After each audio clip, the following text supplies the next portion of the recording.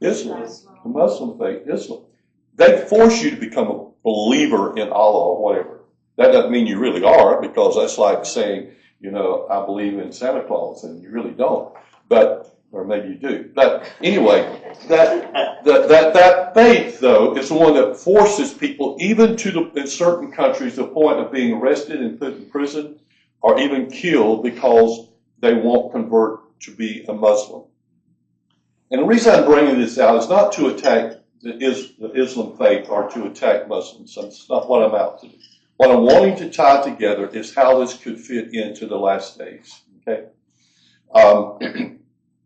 So, in the end, when we get to chapter 12 of Revelation, which is the beginning of the last half of the tribulation, is what chapter 12 is, where it begins, we have this person that arises. One is the Antichrist. But the second one that comes up is the what? The false prophet.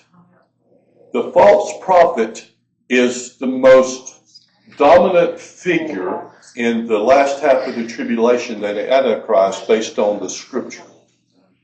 The Antichrist will be more of a political leader, so to speak, who will become, in chapter 12, he will become the Satan in the flesh, is my belief. But the false prophet is the one that forces religion on the world. There will be one religion in that time, a government-sanctioned religion. He will be the pope of that religion, the false prophet, or whatever you want to call him. Not pope, whatever you want to call him. But it will be a false religion, obviously. And the one that will be worshipped will be the Antichrist. He will be set up to be as God. It will be the false prophet, though, who pushes people to worship him. That is his mission. The false prophet is to cause people to bow down to him, to bow down to his image that will be erected. And if they don't bow down and proclaim him as God, that they can be devoured by fire, be killed. So this false prophet is the one that's going to be forcing people into religion to save their lives. The mark of the beast is not instituted per se by the Antichrist. The mark of the beast is actually something that the false prophet puts out there in conjunction with the Antichrist. And the mark of the beast will then give a person the ability to buy and sell. In other words, to have a job or have access to your bank account. That mark will be like a tattoo or something indelible. It's not going to be a chip placed in your body. At that time, most everyone will have chips. Chips make sense. Chips are something that will help in a lot of ways, but taken and used by the wrong people, it'd be detrimental. And so that will be just a course of potentially how this will lead up to as we get near the end of these days, that the chip could be used. But it's not the mark of the beast. The mark will be something an individual takes knowingly that they are recognizing the Antichrist as their God. They are choosing sides between the God that we worship and the God that will not be a God, be Satan in the flesh, in the dwelling of the individual we call the Antichrist. Does that make sense? I don't want to get too blurry and fuzzy on you, but I'm kind of jumping ahead maybe in our study. But it'd be this Antichrist person, this false prophet individual, who will be the one that will cause people to die for their faith, so to speak. The Antichrist will be out on a mission. He'll be conquering the world. But the Muslims, when they kill people for whatever infractions, and religious being one of them, the most predominant way they do that is wipe their heads off. And I hate to admit, I watched this video on YouTube a few years ago when there was some things going on, and somebody posted something about some Christians that were being killed. And on this video, they show a man, literally, they're sawing his head off with a knife with his eyes open and moving. I think, can I do that? You remember the Coptic Christians in Egypt that were killed down at the beach? Remember what they were doing? They were on their knees fixing to be killed. Remember what they did? They were singing a hymn. Would that be what we did? I hope it would be. We never know till we're put in that situation. I'm not here to scare you today. I'm just here to tell you when these things that sound so terrible, we say, well, they're going to be in the tribulation and we won't be here and we don't have to worry. What about today? What's happening today in the world? Yeah. These things are happening, okay? It's not something new. But Muslims do use the chopping block, so to speak. Revelation 24 kind of reminds me of that. 20, verse 4. Says, then I saw thrones and the people sitting on them had been given the authority to judge, and I saw the souls of those who had been beheaded for their testimony about Jesus and proclaiming the word of God. They had not worshipped the beast or his statue. That means that, or taken the mark of the beast on their forehead or hands. They all came to life again and reigned with Christ for 1,000 years. What he's saying is they were beheaded because they didn't bow down to and worship the Antichrist and take his mark. Beheaded.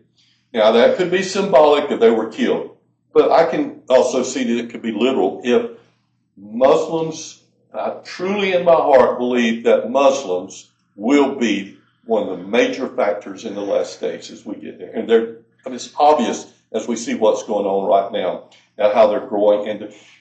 All right, so we said earlier, we had a previous administration a few terms back that I'm not saying he was a Muslim. He was a Muslim. I mean, there's no way around it. His actions say he was. He could have said he wasn't by verbiage, but his actions said he was. Okay. And I'm not picking on him. I don't want to get political, so please don't get your feathers ruffled, okay? But understand that the Muslims are patient in taking control of something. They believe in taking time to get enough people. They believe in high birth rates, and that is one of the ways they are growing rapidly is the number of birth rates of Muslims compared to other religions. There are exponentially more Muslim babies born than are other religions. And they believe in taking the time to get people placed in positions that they can then be an influencer. Now, if we look around the country, you can read and hear about how many Muslims are in positions now of government. In our current government, we have 4 House of Representatives in Washington that are Muslims, proclaimed Muslims, which may seem insignificant, but they do have a voice, and that number can grow. What about this thing we're talking about in New York City, this mayoral race? Don't know the outcome of that yet, but for him to even be at this point, a consideration says a lot. That he would be considered even to be a leader. I mean, mayor of New York City is like being the governor of a state in some states because of how large the city is, and the budget is so large. But anyway, I'm not picking on that. I just want you to understand that these things can happen in America. That we could get to a point that all of us old fogies who were raised in the church, clock on the wall, I see somebody grabbing a purse,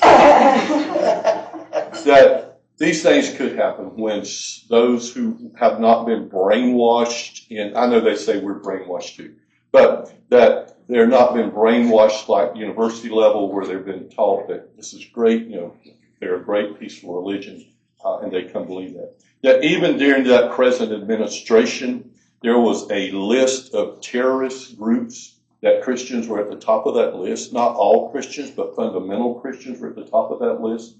Those who believed in abortion was wrong, and those who believed that the Bible could be taken literally were at the top of that list. We were on that list. Okay, that list was taken away later, but or actually some denied it ever existed, but they said it was proved.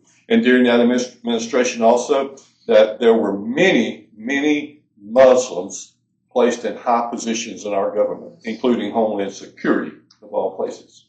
Okay, so. All that to say, it can happen. All it takes is a change in leadership, and these things can happen, can lead to that. And the only reason I'm saying that, we need to be aware that we don't just let things like our children, grandchildren maybe hear, and they think that Islam faith is okay. They need to know the truth. They need to be aware of what potentially will happen in the last days. I have so much here else that's left in the notes that I can't get to all of it. Regarding these things. One part here is the radical Muslim Brotherhood is often dismissed in the media as a distant threat. In fact, the sworn U.S. enemy isn't just overseas, it is It's inside the gates of the White House. This was during that administration. So all of these things is getting into the government, getting into the school system. All of this is by design. It's not a political thing. This thing of wanting to take, what is their chant? When Muslims get together and they're not writing, but doing what are they doing wanting? But God is great. God is great, but there's something they're wanting to do. Kill the infidels, which is America is the great Satan and Israel's the little Satan. That's their chief goal, is to take out the threat. The threat to Islamic faith is Christian or worship of the true God. They are not wanting America for its resources. They really could care less. I mean, there's some that would want it. But what their purpose and their mission is based is on a religious thing. They want to destroy America. Not just take it over, they want to destroy America. And it's because they feel that this is what Allah, their God, is telling them to do. They're willing to die for that. Okay?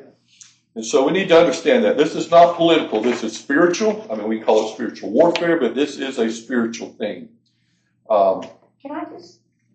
I just want to say something about, back in the day, we know that, Isaac and, what was his name? Ishmael. Okay. Ishmael was the firstborn. Right. Isaac was second. He got the thing. Same thing with Jacob with Esau. Same thing. Yeah. So there's a spiritual fight there from the beginning. Yeah, it would. Well, it all started. Saul spared Agag, and he was also the beginning of some of that stuff that went on in Iraq because of the background of that. Well, due to the clock on the wall, I'll finish up with this, so I'll skip over a lot of my notes. But back to the church at Smyrna. Jesus told John to write the following. This is verse 10. Don't be afraid of what you're about to suffer. That sounds like easy words to speak. May not have been very encouraging because it's what he's telling them you're about to suffer. He says, I know the suffering you've been through. But he's saying what you are about to suffer, meaning there's more coming. There's more persecution coming. He says the devil will throw some of you into prison to test you. You will suffer for 10 days, but you who remain faithful, even when facing death, meaning that some would face death, including Polycarp, says, I will give you the crown of life. Christians are not immune or protected from suffering for our faith. We just need to get that in our heads and wrap our heads around that. We're not immune to persecution. We can live a life where we won't be persecuted, but I don't know how sold out we are to God if we live that kind of life. We're like secret agents or we're undercover Christians, so to speak. 322 Christians are killed every month around the world. 214 churches and Christian properties are destroyed every month. 772 forms of violence, such as kidnapping, rape, arrest, and beatings, are committed every month against Christians. Remember what Jesus said, Matthew 10, don't be afraid of those who want to kill your body. They cannot touch your soul. Fear only God, who can destroy both soul and body in hell. What he's saying is, so you die. Don't be afraid of it. Just as he's telling his church at Smyrna, yes, you'll be persecuted. You will face death even, he's saying. But don't lose hope. Great is your reward. And that's what we have to focus on. This life is temporary. We all know that. We all have a number of days we're going to live. Death is but a new beginning. Do what? Death is but a new beginning. It is a new beginning. That's right. And it's actually a better life than we can ever imagine. But we are so confined to our finite minds when we're out of time. So the last part I want to bring to you. Jesus ends his comments with this word. Whoever is victorious will not be harmed by the second death. Victorious does not mean you won't be persecuted. Okay? Victorious does not mean that you'll never have hardship. That's not victorious. Victorious is you hold out to the end, even if the end means death. That's being victorious, is what Jesus says. And he says, if you will, the second death won't harm you. Second death is only for those who are not victorious. It's for the losers. Those who don't have faith in Jesus Christ, those who take the mark of the beast, they will face the second death. But he says, I will give to you a crown of life if you don't quit, if you hang in there. And the crown of life, as that the gentleman said last week, was a wreath for a victor like in the Olympic Games. It wasn't a crown of royalty like we think of crowns. It was a wreath given. You have won the race, and there's a wreath placed on their head. And that's what this crown of life is. We will get true life. We just live in a temporary life, and we'll get real life when we pass out of this body. And that's something we shouldn't fear at all as Christians. Any last comment? Right. You can say what you want to about the Muslims, but whatever they're doing, 3 times a day they stop and pray to Allah. But the ones we call, quote, Christians, the only time they pray is when the pastor says, I want everyone to stand to their feet and join us in prayer.